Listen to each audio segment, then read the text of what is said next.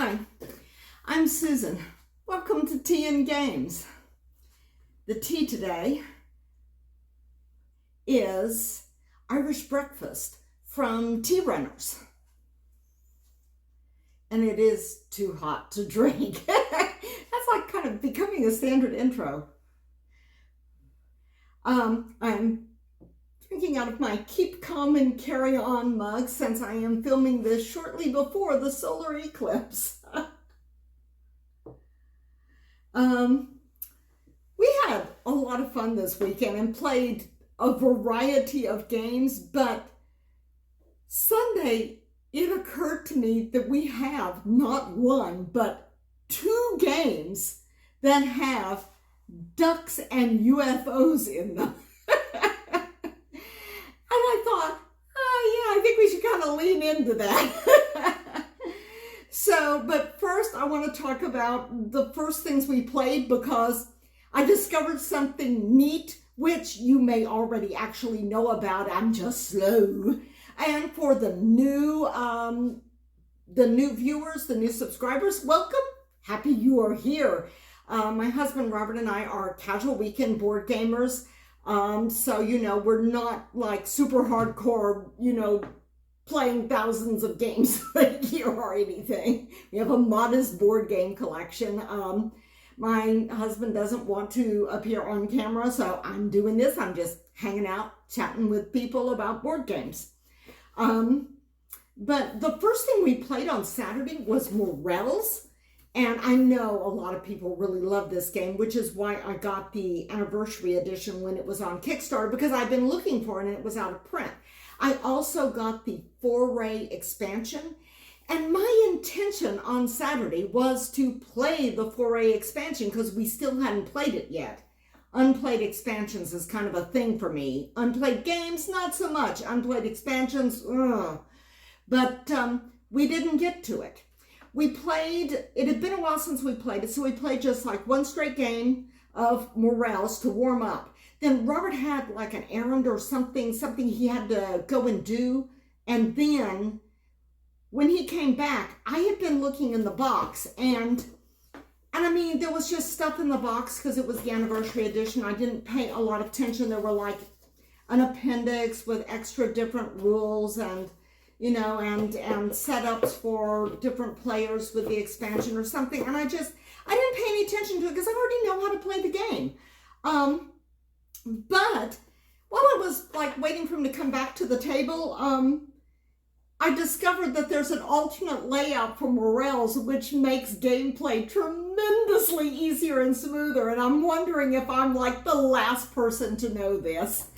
The regular layout for Morels, you can see here down at the bottom. And the thing with that is, if you're playing on the app, it's like super smooth. But when you put it on the table, after every turn, not every round, every turn, you've got 8 cards laid out there. And after you do your thing with the cards, then you've got to like slide all of the 8 cards down and then refill and slide and and it's just a little bit clunky and awkward. But for those of us who love the game, we don't mind. But then optional circular layout. This was posted originally on Board Game Geek. It was used by permission from Matthew Marquand. Thank you, Matthew, because this does make gameplay much neater when you're playing Morels actually on a physical table and not on the app. I'm going to put a little insert here and show you how it works real quick like. The 8 cards are laid out like a clock face, 8 around, 2 by 2 by 2. That also helps in keeping track of how many cards you need to refill. The decay, which is like that discard area, it's going in the center instead of way down at the end. And you use a stick marker to mark the beginning of the trail, meaning where the first 2 cards are going clockwise. So the stick marker is there and you can pick up the first 2 cards for free, or one of the first 2 cards for free.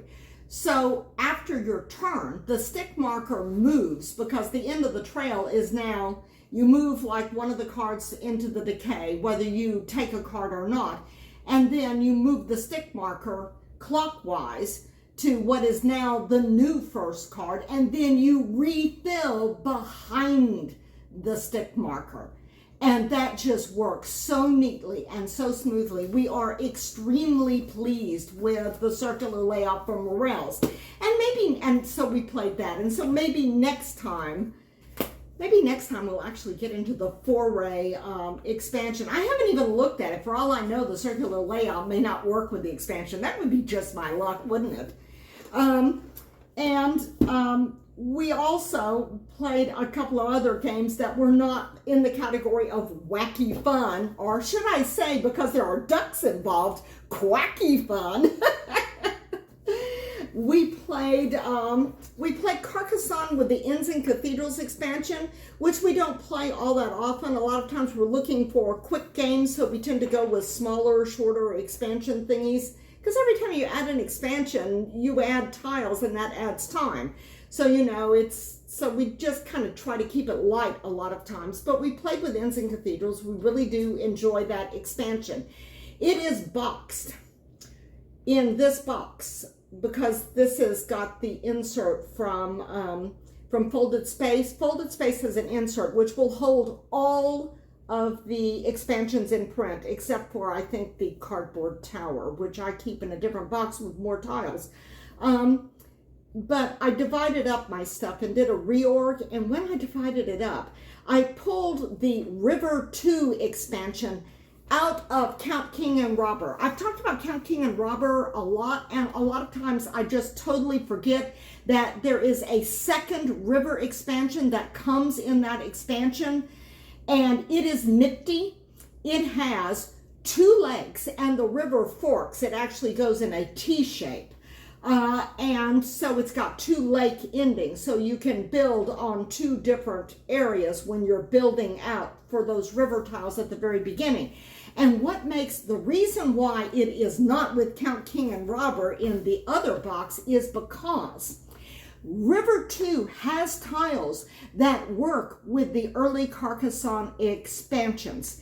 It has an inn on it, which means it has scoring for inns and cathedrals that are on it. It has a tile with a herd of pigs on it, which the herd of pigs scores something with traders and builders. I would have to look that up. It's been a while since we played traders and builders too. And at the end of one of the lakes, the very end, it has a volcano, which can be used with the Princess and Dragon expansion.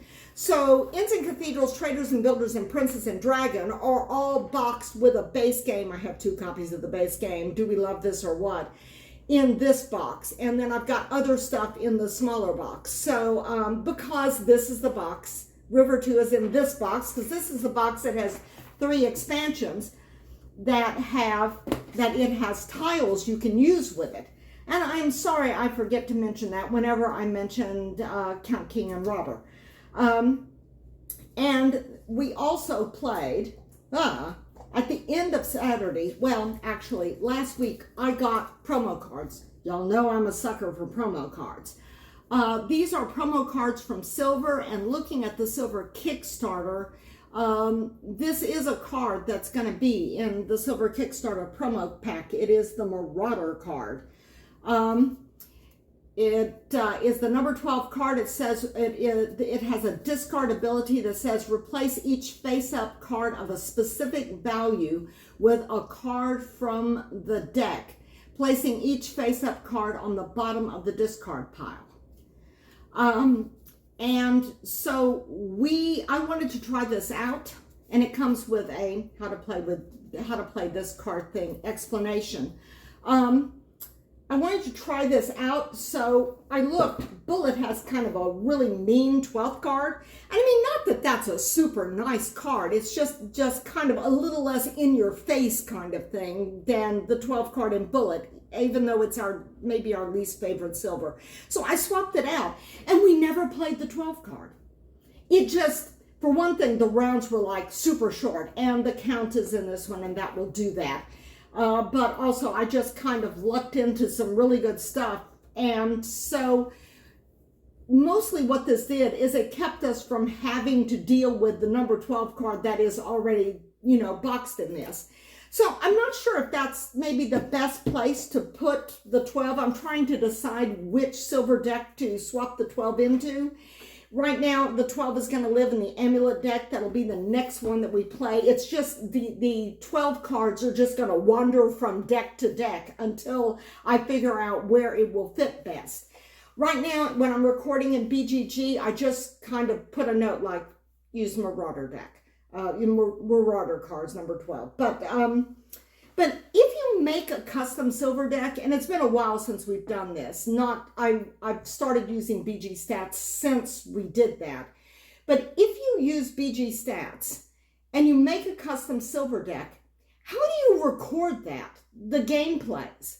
Now, mind you, every attempt we've made at putting together a custom silver deck, the deck ends up being horribly unbalanced, and we're just like forever making adjustments to it and never get a deck that works really well, which is why I'm not a game designer.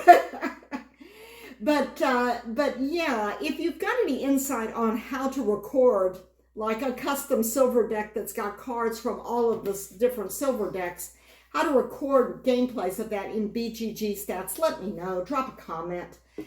And then, I mean, we wanted something light on Saturday after Inns and Cathedrals. Not that Inns and Cathedrals was super heavy, but I don't know. I wanted to play this during the game-a-thon, actually, and we just ran out of time. This is just like, it's just a silly little light game.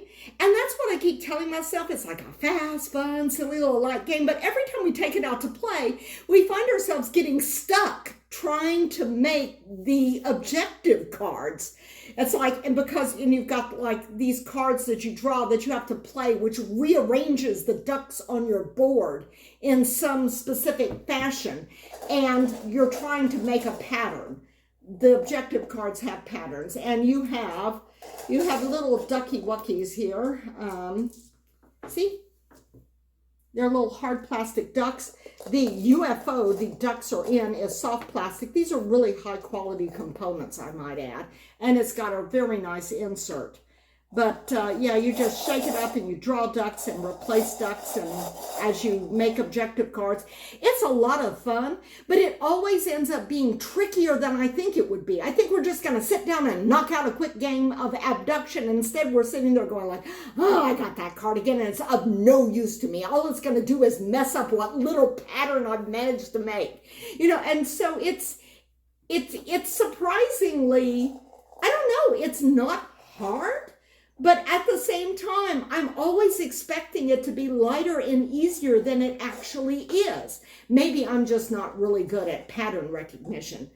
But the theme of this game is that aliens are coming to Earth and they are abducting ducks.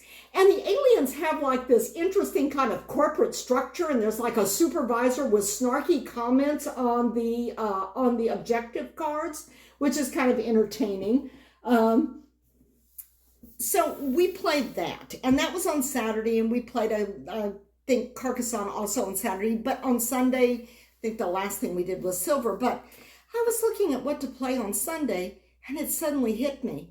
I have another game that has UFOs and ducks in it. I didn't used to have it. It's a recent acquisition, but the collector's edition of Welcome To, two of the new expansions in it is the Roswell expansion, which has little UFOs in the housing division, and the Duckling expansion, which I think was available only as a print and play before. And you have light and dark ducks, and sometimes you're scoring for, I mean, your total duck numbers are light. You score both light and dark, but sometimes the objective card you're doing could do one or both or all or whatever. But we like these. They were not terribly difficult. Every now and then I get some kind of expansion for Welcome To, and I'm going like, this is hard. But this wasn't too bad. We enjoyed it a lot. The UFO thing has an interesting extra mechanism here, the Roswell one, over here on your UFOs, before the game begins, you have to predict how many UFOs you're going to circle. And I mean, you don't have to circle UFOs when you fill in a number on that house, but if you circle a UFO, it counts over here, but also you can't use the ability on that card. Like if you have an 8 and the 8 is got a park as the other card that it's paired with, then you can't mark off a park and use the 8 if you're going to circle a UFO on there. And you predict whether you're going to get 3 or 4, 5 or 6, 7 or 8, 9 plus, and you have to hit those numbers or you go bust. And that wasn't actually difficult to do, but it added a little extra bit of extra bit of stuff to the game, because you had to decide not only where you're going to play your numbers, but also if you're going to circle. And the estates have to have. The estate cards usually have to have like one UFO at least circled in it for the card. So we had a lot of fun with that. But I mean, can you imagine? We have another game which has UFOs and ducklings in it. Actually, they are not just ducks, but ducklings. So yeah, that was just kind of a neat little realization in the middle of the Sunday afternoon. And so we played both of these, playing 2 of the new expansions. But yeah, I mean, okay, that's something for a really weird sort of thematic game day. Abduction and the Roswell expansion of Welcome To and the Ducklings expansion of Welcome To. We played them on different, we played the Welcome To on a different day than we played Abduction. But yeah, I think maybe we could do a weird thematic game day. Oh, and the aliens in the expansion book, which talks about this. The aliens talk about like how strange the humans are, and the aliens, the species of aliens, or the Zoorg, Z-O-O-R-G. Those are the aliens in the Roswell thing. So I mean, they really leaned into the whole theme and the way they wrote the rule book and everything.